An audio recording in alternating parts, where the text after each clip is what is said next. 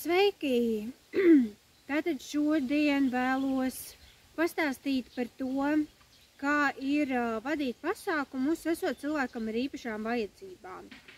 Un par to, kā man ir gājis, kādas varbūt ir sajūtas, kā ir piedalīties cilvēkiem, kuru vidū ir cilvēks ar īpašām vajadzībām rituālos, un kāda bija mana pieredze arī kā vadītājai. Jo es ilgāku laiku ar to nenodarbojos, vairāk ar lielākiem tādiem draugiem veltītiem pasākumiem, bet mazliet toļi. Tātad šobrīd esmu aizbēgusi no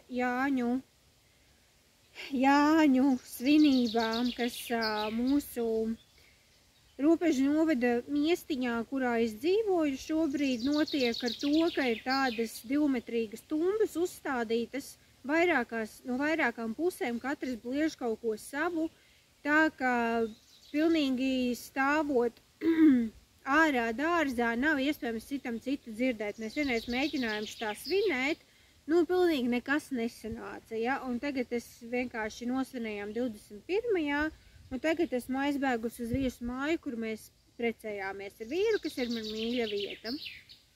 Bet, tas vienkārši par to, kur es atrodos. Turpat mājās taisījām rituālu, pasākumu. Un, teiksim tā, man bija mazliet nedrošība prasīt cilvēkiem arī palīdzību. Un parasti bija tā, ka visā pasākumā cilvēki, protams, atnes kaut kādu ciemu kukuli, es uzreiz skrienu, sagriezt, nomazgāt, salikt uz galda, visu nesu rituālos priekšmetus. Visiem salieku, sasadzu palagus, salieku spilvenus, kur gulēt, segas, visu, vai ne? Visu nesu tur pati, tā daru, ja? Vienkārši kā bitīte skrienu visu laiku, lai cilvēkiem viss būtu, visos manos pasākumos. Ir bijis, kad atsevišķas lietas es esmu pajautājusi kaut ko darīt, bet tas ir tad, kad es vienkārši netieku tiešām galā, vai arī, kad es paprasu stiprākiem cilvēkiem kaut ko aiznest, ja, vai kaut kas tam līdzīgs. Bet īstenībā es visu laiku visu darīju pati, lai visiem būtu, nebūtu gan īsti jāpaceļ, ja. Tas bija tāds mans stils. Un tagad bija tā, ka vispirms es vadīju. Mēs vienkārši runājāmies, mums bija viens jauns cilvēks, ko mēs neviens nepazinām, virtuāli pazinu es, bet tā mēs nepazinām, bet ļoti labi iedraudzējāmies, super, paldies, ja tu skaties šo, ļoti, ļoti jauki, un vienkārši, atpūtāmies, ēdām, tad es uzrīkoju pasākumu, kurā es dziedināju cilvēkus. Un tas viss bija, tā kā es, būtu parasti taisījusi, kur visi bija aplī, pa vienam nāca iekšā, un tad es nodarbojos ar bungām, ar enerģijām, ar rokām, ar vībotņu, tā kā tirināšanu apkārt cilvēkiem. Viss kā parasti, bet, teiksim tā, pēc tam es ļoti noguru īstenībā, jo es biju pilna ar tām svētīgajām enerģijām, bet mans ķermenis īstenībā es jutos slikti tajā dienā. Un es biju iedzērusi diezgan daudz savu parakstīto zāļu, lielāko devu, kas ir iespējami, jo es vienkārši neturējos vairs kājās. Man bija jāgatavojās, man bija vienkārši slikta diena, tā kā es esmu cilvēks ar īpašām vajadzībām tagad, un man tas ir bijis savā dzīvē jāpieņem, ka tā ir, un pēc tam vajadzēja doties tātad lasīt Jāņu zāles un dabūt ozolzarus, un man bija, tāda kā, ka es pirmo reizi tā kā vienkārši pasaku, ejiet lūdzu un atnesiet, jo es būtu gājis līdzi, visi būtu piedalījušies vākšanā, ja, bet es būtu gājis līdzi, būtu parādījis, kur es būtu visu. Es būtu kādā ziņā piedalījušies, bet es vienkārši teicu, man vajag atgulties, lūdzu aizejiet tur, kur tieši ir mešķa, jo man tur 2 minūšu ar kājām attālumā ir mešķa, ar pļaviņām arī. Un es saku, tur ir ozoli, tur ir puķes, tur ir papardes. Ejiet lūdzu atnesiet veselu spaini ar Jāņu zālēm un lielu kušķi ar ozolzariem. Un es palieku viena mājās, un es guļu, un es domāju. Un varētu iedomāties, ko es domāju. Ai, nu kā tā ir, ja es nevaru iet ar citiem, darīt šo lietu, es nevaru vadīt viņus, es nevaru stāstīt, jo es vienmēr cilvēkiem, kad kaut ko daru, es parasti stāstu vēl līdzi par augiem, par meža gariem, un es turpinu sniegt informāciju, tas ir vienkārši mans stils, kā es daru. Bet es tagad sēžu mājās un domāju, bet kāpēc es tā nedarīju agrāk? Un tā ir tā doma, kas man ienāca prātā.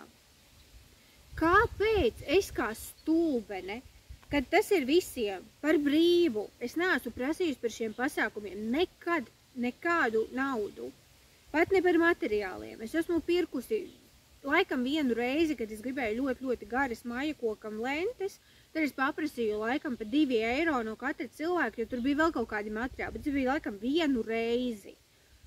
Un es domāju, vajadzēja prasīt agrāk. Man vajadzēja prasīt agrāk palīdzību.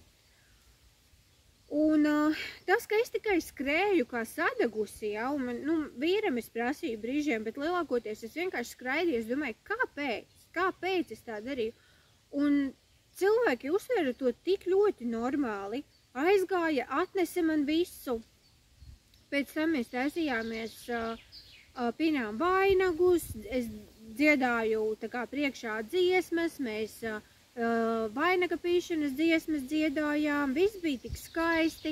Tad mēs gājām ārā uz uguns rituālu, ko es darīju, es sēdēju šajā pašā krēslā, kuru šitā var atlaist, ja pēc, ka man ir problēmas ar muguru, es bieži nevaru nosēdēt, tā taisni tā kā krēslā.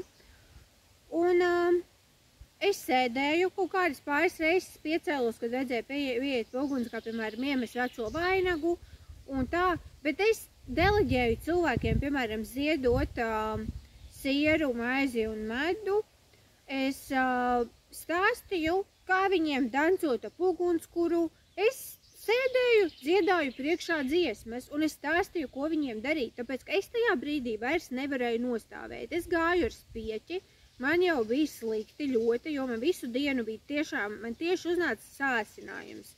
Taisni tad, kad ir jāvada rituāls, jā, bet ko es arī darīju? Es arī pateicu visiem, atvainojiet, es nevaru skraidīt, jā, tā kā iepriekš, un darīt visu kā iepriekš, tāpēc nenotiks pasākums. Tāpēc, ka tas īstenībā, jā, tas latviskais, kā es varu nedarīt, kā es varu nebūt tā mājas mātā saimniece, kas tagad skries, visu izdarīs, visu atnesīs, visu sakārtos, jā. Pēdējais vējš pūš, es ceru, ka mani var dzirdēt. Es mazliet pagaidīšu. Gan jau izgaizīšu gabalu ārā. Tā vējš vismaz mazliet norima, ja.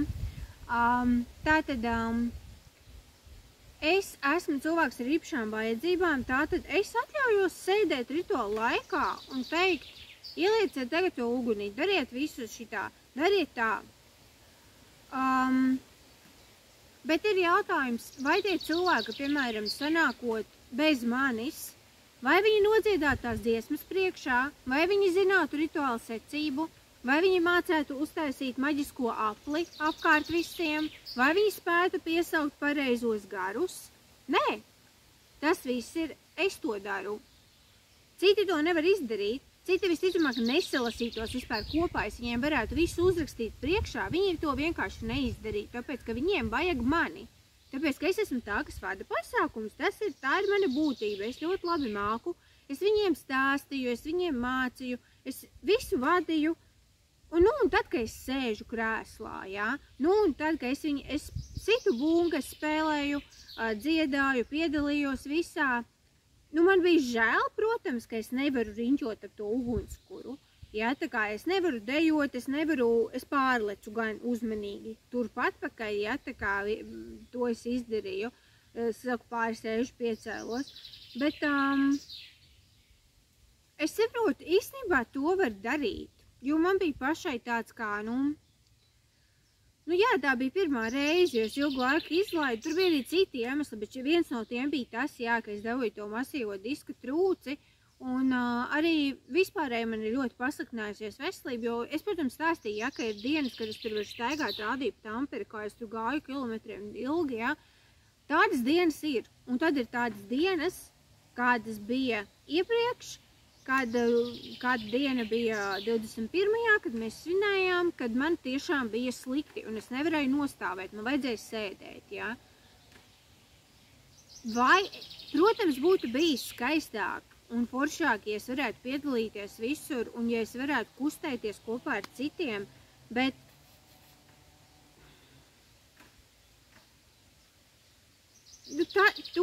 tas ir tas, ko mēs īstenībā saprotam ar iekļaujošu sabiedrību, ka tikai tāpēc, ka es esmu zaudējusi spēju tik daudz kustēties, tas nenozīmē, ka man nav zināšana, tas nenozīmē, ka man nav spēju vadīt, tas nenozīmē arī, ka es nevaru piedalīties, un es arī aicinu citus cilvēkus, piemēram, ja atnāk kāds un nevar piedalīties visur, jā, padomājiet tiešām par tiem iekļaujošiem pasākumiem.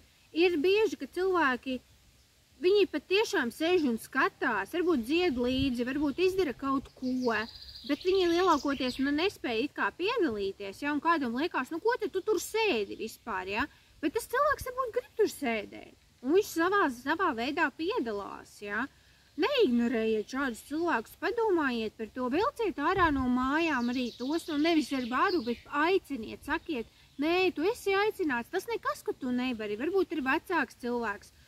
Iekļaujiet šos cilvēkus un neuzskatiet viņus par apgrūtinājumu, jo jums nav jāpārmaina viss tā, lai, piemēram, visi sēdētu. Nē, nekādā gadījumā.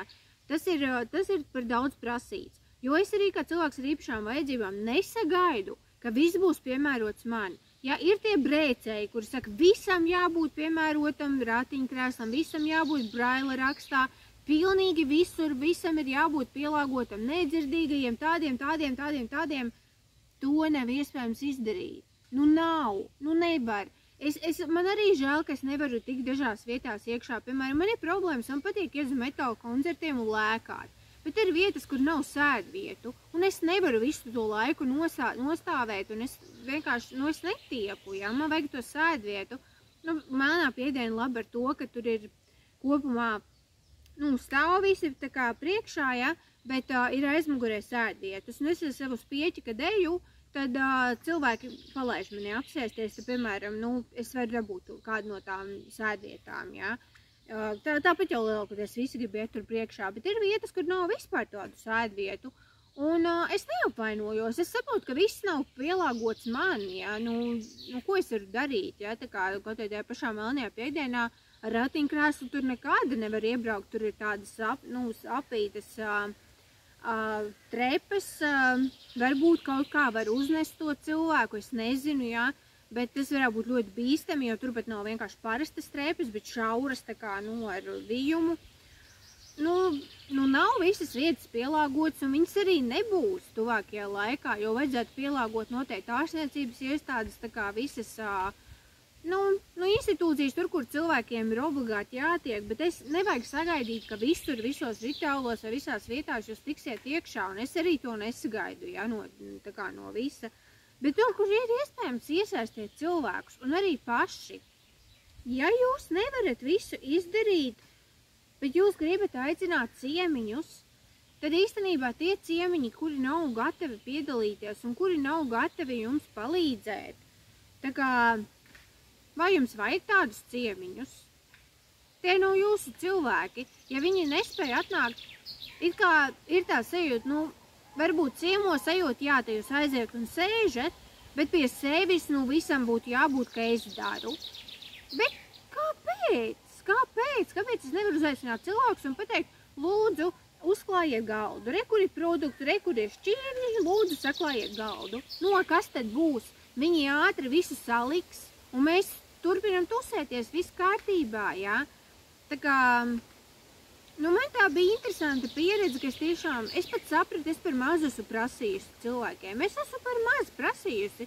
Es noskrējusies, biju vienkārši dažreiz tā, ka es novadīju ļoti labi, bet, piemēram, pati tajā rituālā iejusties, es biju jau aizelsusies. Man jau vēl bija grūti, ja pašai izbaudīt to rituālu. lielākoties es viņu kaut kādā ziņā izbaudīju, bet es biju nogurusi, es biju reāli nogurusi. Mēs stundām jau ņemamies, un es visu vienkārši jau gan saimniecisko, gan rituālo, jo cevišķi es daru rituālo daļu, kāpēc, lai citi nedarītu saimniecisko. Tas ir par brīvu, es to daru. Un es tiešām sapratu, kā muļķi esmu bijusi, es esmu skrējusi par traku, un tagad, kad dzīve man ir nolikusi tā, ka man ir jāsēž, tad es beidzot saprotu, ja, ka īstenībā vajadzēja jau iepriekš prasīt, ne jau tādā līmenī kā tagad, ja, jo man patīk īstenībā, man ļoti patīk rūpēties par to, lai cilvēki jūtas labi, es jūtos kā, man patīk būt saimniecei, mājas mātei, kura visu izdarīs, ja, lai visiem ir forši. Bet es sevi pārāk nomocīju, tāpēc, kad darīt to visu un vēl plus darīt visus rituālus un visas lietas, jā, tas bija par daudz. Un šī bija interesanta pieredze, un padomājiet tiešām par cilvēkiem savā dzīvē, un padomājiet paši, varbūt jums ir tādas problēmas, vai kādam pie kā jūs ejat ir tādas problēmas. Mēģiniet iekļaut, un arī paši uzdrīkstieties darīt. Uzdrīkstieties darīt arī tad, ja jums ir jālūdz palīdzība citiem. Tas ir normāli. Ja jūs esat cilvēks ar īpašām vajadzībām, jums ir tiesības prasīt citiem palīdzību. Cevišķi, ja tā ir jūsu ģimene, ja tie ir jūsu draugi, ja tie ir jūsu tuvinieki, viņiem būtu jāgrib jums palīdzēt īstenībā. Un man visu godu, vienkārši visu cieņu. Cilvēki palīdzēja, izdarīja visu, ko es prasīju, un pēc tam vēl man rakstīja un teica, cik bija fantastisks pasākums. Lai gan es lielākoties sēdēju, jā, bet man vienalga teica, cik fantastisks pasākums, paldies, ka tu mani uzaicināji, jā. Tā kā, tas bija to vērts, un es turpināšu to darīt, un tā kā man veselība, kaut kādā ziņā ir uzlabojusies, jā, tā bija slikta diena, jā, citā dienā es būtu kustīgāka, bet tad bija vērts to darīt. Un es to ļoti novērtēju arī, ka cilvēki palīdzēja, un ka viss sanāca tik forši. Man bija ļoti skaisti jāņi. Un tagad es esmu projām no balagāna, kur būs drausmīgās tumsa visiem pretīgiem šlāgeriem. Es sēžu skaistā vietā, atpūšos, šeit ir ļoti burvīga viesumāja. Es visiem iesaku, saucu metņi pie vidražiem. Ļoti vienkārši, nebūs nekādu bego ērtību. Viss ir tādā, ļoti veclaicīgā, bet ne antīkā stilā. Drusku tāds kā padomju vecmāmiņas sajūta, ja? Bet es iesaku vispār šo apkārtni ir skaisti, te ir dižozols, ir aģis upīte, peldēties tur var šobrīd, kad ir ļoti augsts ūdens līmenis, bet citā laikā tur var paplunčāties, bet ir dīķis, redzēju brūnkakli, tā ir pielīte, ko es nekad nebiju redzējusi. Un es skaitu, man ir grāmata putnu noteicējs, kur es atzīmēju katru, un šo es varēšu atzīmēt, ka es redzēju brūnkakli. Bet jā, tātad, iekļaujiet cilvēkus un iekļaujieties droši arī paši. To es jums novēlu.